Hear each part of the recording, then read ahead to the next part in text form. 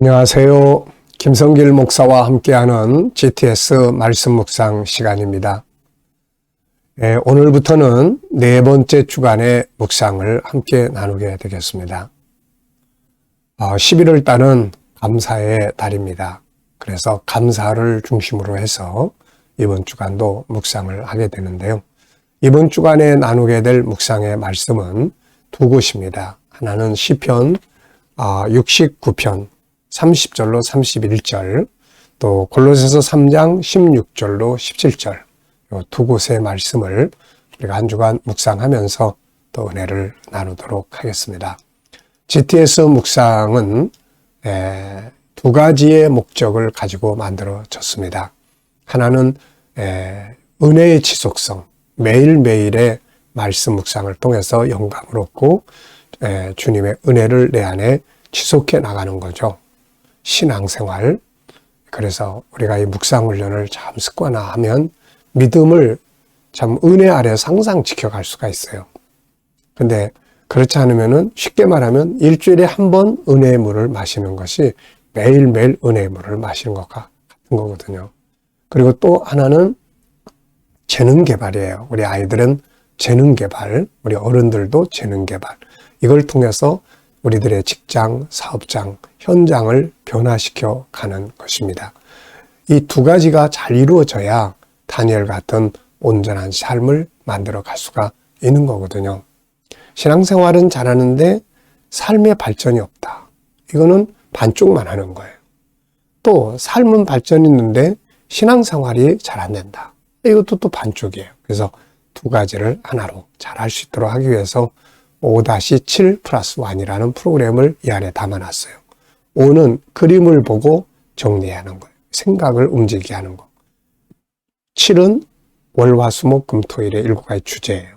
이걸 잘 활용하면 아이들은 학습 능력을 키울 수 있고 우리 어른들은 생활의 변화를 만들어낼 수 있고 발전할 수가 있습니다. 그래서 직장생활하든 사업을 하든 이걸 꼭 활용을 해보세요. 그 다음에는 이제 와는 질문 만드는 거예요. 이 세상의 문명의 발전은 질문을 통해서 해온 거예요. 질문이 없으면 변화 발전이 없어요. 그래서 질문 만드는 훈련을 합니다.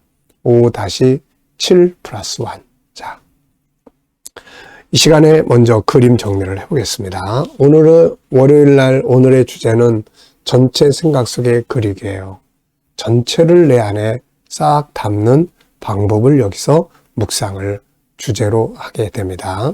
자, 이 그림을 보시고 정리를 해 보십시오. 이 그림 속에는 말씀이 들어 있습니다. 자, 저는 제목을 우리를 향하신 하나님의 뜻 이렇게 적어봤어요. 우리를 향하신 아버지의 뜻, 하나님의 뜻. 네. 우리를 향하신 하나님의 뜻은 우리가 모든 일에 감사함으로 살기를 바라십니다. 이유가 뭘까요? 우리는 다 은혜 받아서 사는 사람들이니까 당연히 받은 은혜 감사해야 되겠죠. 두 번째는 이 감사가 하나님이 일하시는 방법이에요. 그래서 하나님은 우리가 항상 감사하기를 원하세요. 그래야 하나님이 일해 주실 수 있으니까요. 그리고 감사는 행복과 성공, 평안의 비결이고 또 삶의 변화의 비결이 됩니다. 그래서 감사는 아버지의 뜻이다. 네. 자, 두 번째는 분석입니다. 이 분석 능력을 잘 키우셔야 돼요. 그래야 문제가 생겨도 분석을 통해서 풀어나갈 수 있거든요. 자, 우선 눈에 보이는 것과 또 보이지 않는 부분들을 찾아보시면 됩니다. 한 그림이지만 이 속에는 보이는 부분이 있고 보이지 않는 부분이 담겨져 있습니다. 자, 보이지 않는 부분을 잘 찾아야 변화도 만들고 발전도 할 수 있어요. 자, 우선 눈에 보이는 것은 성경 말씀이 있고 또 이것이 영어로 되어 있는 말씀이 있고 배경 색깔 또 배경으로 있는 나무 가지, 잎, 나무 잎들이 있고 또 하늘의 모습도 있습니다. 자, 보이지 않는 부분에는 뭐가 있을까요? 우선 이 말씀의 주인이신 하나님이 계시고 예수님이 계시고 성령님이 계시죠. 우리가 이 말씀은 삼위일체 하나님이 우리에게 주신 선물이잖아요. 이거 이루어지기 위해서도 성령님께서 일하셔야 되거든요. 그래서 우리는 이 속에서 예수님도 막 보고 성령님의 역사도 보고 아버지 하나님도 보고 이렇게 해야 되죠. 자, 범사에 감사라고 그랬는데, 자, 감사하는 특징들이 뭘까요? 이 감사의 성격, 네, 왜 감사를 해야 되는지, 감사가 가지고 오는 놀라운 결과들이 있는 거거든요. 그래서 이런 것들을 생각을 해보면 됩니다. 그래서 왜 감사해야 될까? 그리고 범사에 감사라고 그랬단 말이에요. 모든 일에. 여기에는 속상하고 힘들 때도 감사하라. 이런 말이 들어있는 거거든요. 속상하고 힘들어도 감사해라. 왜? 그게 속상하고 힘든 일을 아름답게 만들어가는 비결이니까요. 그림에서 가장 중요한 것은 무엇인가요? 모든 일에 감사하라는 말씀. 네, 모든 일에 범사에 감사하라. 이게 제일 중요한 것 같아요. 좋은 일에만 감사하는 게 아니라 힘든 일에도 감사하고, 때로는 울면서도 감사하고, 때로는 믿음으로 감사하고. 자, 네 번째는 연상법 훈련입니다. 이거 보시면서 뭐가 기억에 나세요? 다 떠오르는 거. 성경 구절, 어떤 사건, 어떤 장소, 이런 거.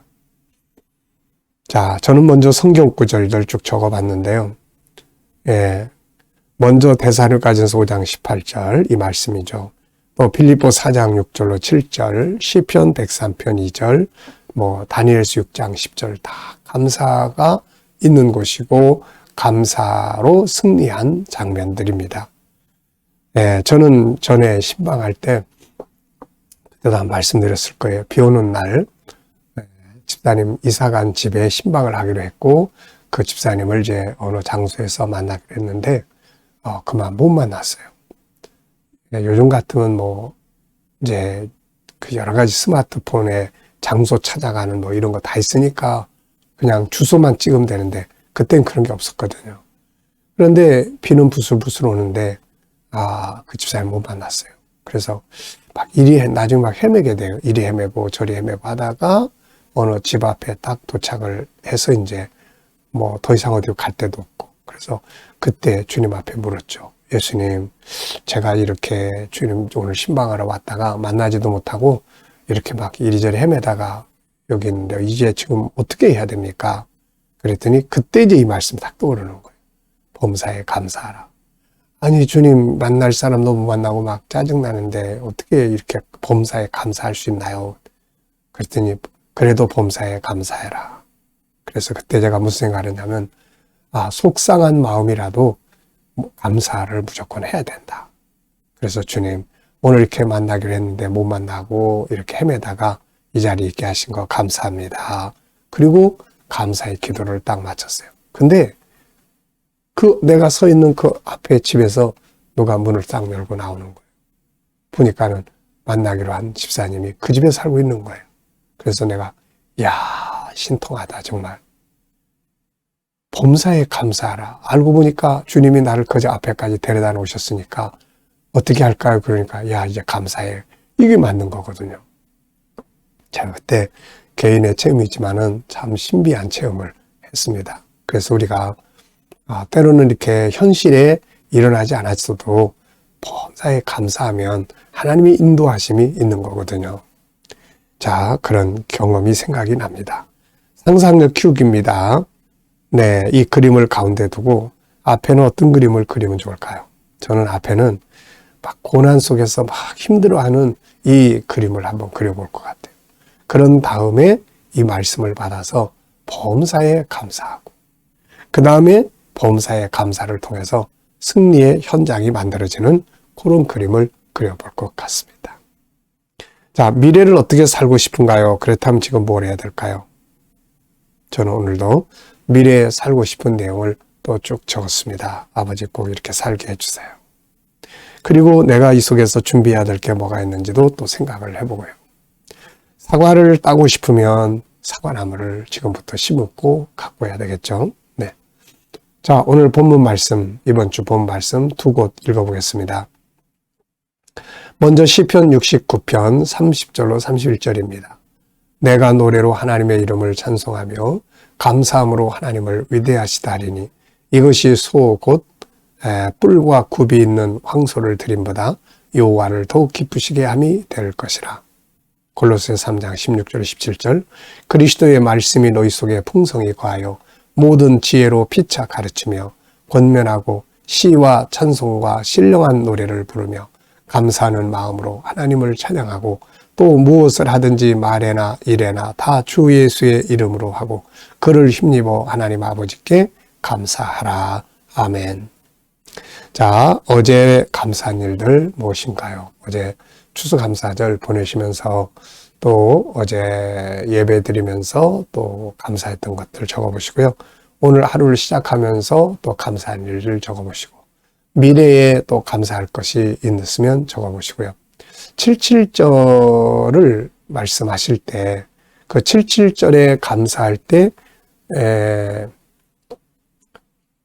77절 네, 한번 확인을 해보고 말씀을 드릴게요. 그 우리가 이제 추수감사절, 수장절을 할 때 특히 이 수장절, 그 초막절이라고 부르는 수장절을 할 때는 미래에 복 주실 것을 인해서 감사하라 이런 내용이 나와요. 그래서 현실적인 것도 감사하고 미래적인 것도 감사해 보시기 바랍니다. 자, 오늘 먼저 본문에서 느끼는 게 뭔지 적어보시기 바랍니다. 저는 감사의 중요성을 적어봤어요. 감사의 중요성. 감사는 황소를 드리는 것보다 더 하나님을 기쁘시게 한다. 그리고 감사할 때는 이 골로새에서 보면 세 가지로, 그래서 마음으로 감사하고, 마음으로 찬송하고, 그 다음에 말로 감사하고, 그 다음에 일로, 행동으로 감사하라 하는 내용을 적어봤습니다. 마음과 말, 행동으로 감사하는. 감사는 황소를 드리는 것보다 하나님을 더 기쁘시게 하는 것이다. 구조는 두 본문이니까 한 본문을 하나씩 적어봤습니다. 그래서 이렇게 정리를 해봤어요. 그래서 먼저 시편 69편 30절로 31절에는 감사로 하나님을 찬송하는 것이 황소의 제물보다 더 하나님을 기쁘시게 하는 거다. 자, 골로새 3장 16절 17절에는 이것도 두 구절이에요. 그래서 이렇게. 네, 그래서 여기서는 여러 가지 말씀이 있지만 그 중에서 감사할 때 마음으로, 말로, 일로, 그리고 예수 그리스도의 이름으로 감사하라 하는 이 내용을 적어봤습니다. 자, 세 번째입니다. 처음과 끝.